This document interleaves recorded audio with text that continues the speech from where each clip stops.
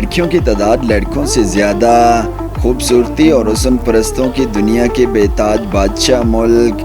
آج ہم اس ملک کی بات کرنے لگے ہیں جس کو دی لینڈ آف فائر بھی کہا جاتا ہے۔ وہ ملک جو آرکیٹیکچر کے لحاظ سے دبئی کو پیچھے چھوڑنے کی طرف جا رہا تھا، مگر حال ہی میں آرمینیا کے ساتھ جنگ کی وجہ سے حالات ابتر ہو چکے ہیں، یعنی کہ بات کر رہے ہیں آذربائیجان کی۔ وسطی ایشیا کا ایک جمہوری ملک ایران کے شمال مغرب میں ایک وسیع پہاڑی علاقہ، جس کا ایک حصہ ایران میں شامل ہے اور دوسرا حصہ ایک خود مختار جمہوریہ میں شامل ہے۔ شمال میں ان دونوں حصوں کو دریائے اراس علیحدہ کرتا ہے۔ یوں آذربائیجان کو دو حصوں میں تقسیم کیا گیا ہے۔ آذربائیجان کا کل رقبہ 86,600 مربع کلومیٹر ہے۔ رقبے کے لحاظ سے یہ دنیا کا 113واں بڑا ملک مانا جاتا ہے۔ آبادی تقریباً 1 کروڑ ہے۔ آبادی کے لحاظ سے دنیا کے 90 نمبر پر آتا ہے۔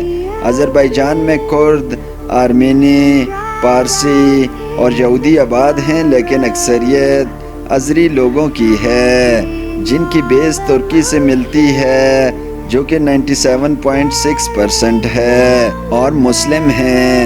اپنے محل وقوع کے اعتبار سے ایرانی آذربائیجان کے شمال میں دریائے اراس جو آذربائیجان جمہوریہ سے جدا کرتا ہے، مغرب میں عراق اور ترکی آتے ہیں، جنوب میں ایرانی صوبہ گیلان اور مشرق میں بحیرہ کیسپیئن آتا ہے، شمال مغرب میں جارجیا آتا ہے، مغرب میں آرمینیا آتا ہے جو کہ ریلیجن کے اعتبار سے عیسائی ہیں، جنوب میں ایران اور مشرق میں بحیرہ کیسپیئن ہے۔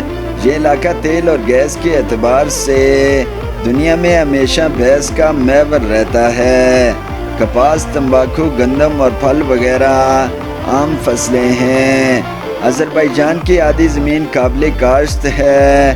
پہاڑی علاقوں میں بھیڑ بکریاں پالی جاتی ہیں۔ تانبا، سیسا، لوہا، کوئلہ، نمک اور تیل عام معدنیات ہیں۔ آذربائیجان جمہوریہ کا دارالحکومت باکو ہے۔ آذربائیجان کی ہسٹری کو محور گفتگو بناتے ہیں۔ آذربائیجان انسانی تہذیب کا گوارا رہا ہے۔ پرانے زمانے میں یہ علاقہ آرمینیا کے بادشاہوں کے زیر تسلط رہا۔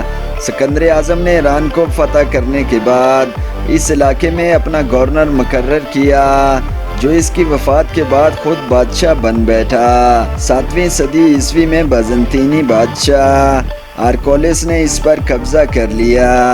اس کے کچھ عرصے بعد عربوں نے ایران فتح کیا اور یہ علاقہ خلافت اسلامیہ میں شامل ہو گیا۔ 11ویں اور 12ویں صدی میں یہاں ترکوں کا قبضہ رہا۔ اس علاقے پر قبضے کے لیے ترکوں اور ایرانیوں کی خونریز جنگ بھی ہوئی، لیکن 1603 میں عباس اول نے دوبارہ قبضہ کر لیا۔ کم و بیش یہ علاقہ 200 سال تک ایرانی بادشاہوں کے قبضے میں رہا، حتیٰ کہ معاہدہ گلستان 1813 اور معاہدہ ترکمان چائے 1828 کی روح سے اس کا شمالی حصہ زار روس کی سلطنت میں شامل ہو گیا اور باقی ایران کا صوبہ بنا دیا گیا۔ 1936 میں سوویت یونین کا ایک علیحدہ جمہوریہ بنا دیا گیا۔ دسمبر 1990 میں آذربائیجان نے سوویت یونین سے علیحدگی کا اعلان کیا۔ 1991 سے 1994 تک ناگورنو کاراباغ علاقے کی وجہ سے آرمینیا کے ساتھ لڑائی بھی ہوئی اور UN ریزولوشن کے مطابق یہ علاقہ آذربائیجان کا ہے اور آرمینیا نے زبردستی قبضہ کیا ہوا ہے۔ ایک الگ سے ویڈیو بنائیں گے آذربائیجان اور آرمینیا کی اور ڈیٹیل کے ساتھ بتائیں گے کہ اصل میں دونوں کے درمیان کیا مسئلہ ہے اور بار بار کیوں جنگ کی طرف چلے جاتے ہیں۔ آذربائیجان کی ثقافت و فن تعمیر اور فیشن میں مشرق اور مغرب کا حسین امتزاج پایا جاتا ہے۔ یہاں کے لوگ بہت زیادہ فرینڈلی نیچر کے ہیں۔ ازری لوگوں میں ترکی اور ایرانیوں کی جھلک دکھائی دیتی ہے۔ آذربائیجان میں اچھی اکانومی ہونے کی وجہ سے یہاں بے روزگاری کی شرح نہ ہونے کے برابر ہے۔ دنیا میں ایران کے بعد شیعہ مسلم آذربائیجان میں ہیں۔ آذربائیجان کا دارالحکومت باکو ہے۔ باکو کا مطلب ہے تیز ہواؤں کا شہر، کیونکہ سردیوں میں باکو شہر تیز ہواؤں کی لپیٹ میں رہتا ہے۔ باکو شہر میں آپ بوٹس کے ذریعے کسی بھی حصے میں جا سکتے ہیں۔ دنیا کا سب سے بڑا KFC باکو میں واقع ہے۔ باکو شہر کے شمال مشرق میں ایسے پہاڑوں کا سلسلہ بھی ہے جنہیں بنی ماؤنٹین بھی کہا جاتا ہے۔ ان پہاڑوں میں لمبے عرصے سے آگ لگی ہوئی ہے۔ آگ کی وجہ پہاڑوں کے نیچے گیس کا موجود ہونا بتایا جاتا ہے۔ آذربائیجان میں لڑکیوں کی تعداد لڑکوں سے زیادہ ہے۔ یہاں خواندگی کی شرح 100% ہے۔ آذربائیجان میں لوگ دانت خراب ہونے کی صورت میں سونے کے دانت لگوانا زیادہ پسند کرتے ہیں۔ سردیوں کے موسم پہاڑ برف کی چادر اوڑھ لیتے ہیں اور گرمیوں کے موسم میں ہر طرف ہریالی ہوتی ہے جو سیاحوں کو اپنی طرف متوجہ کرتی ہے۔ خاص طور پر شکی شہر پہاڑ کی ڈھلوان پر واقع ہے اور اسلامی فن تعمیر کے شاہکار آپ کو دکھائی دیں گے۔ دنیا میں موجود مٹی کے 800 آتش فشاؤں میں سے 350 آذربائیجان میں پائے جاتے ہیں۔ یہاں ہر پیدا ہونے والے بچے کو نمکین پانی سے نہلایا جاتا ہے۔ اس سے بچے کا جسم مضبوط ہوتا ہے۔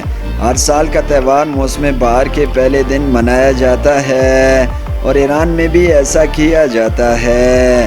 نیشنل پھل انار ہے۔ نیشنل کھیل فری سٹائل ریسلنگ ہے، لیکن فٹ بال بہت زیادہ پسند کیا جاتا ہے۔ 11 ڈیلیشیس ڈشز اور ڈرنکس آپ کو بتائیں گے جو آذربائیجان میں بہت زیادہ فیمس ہیں۔ آج کی ویڈیو ہماری یہیں تک تھی۔ کل ایک نئی ویڈیو کے ساتھ حاضر ہوں گے۔ جو لوگ ہمارے چینل پر نئے ہیں وہ چینل کو سبسکرائب کریں اور بیل آئیکن کو بھی پریس کریں اور کمنٹس میں اپنی رائے کا اظہار بھی ضرور کیجیے گا۔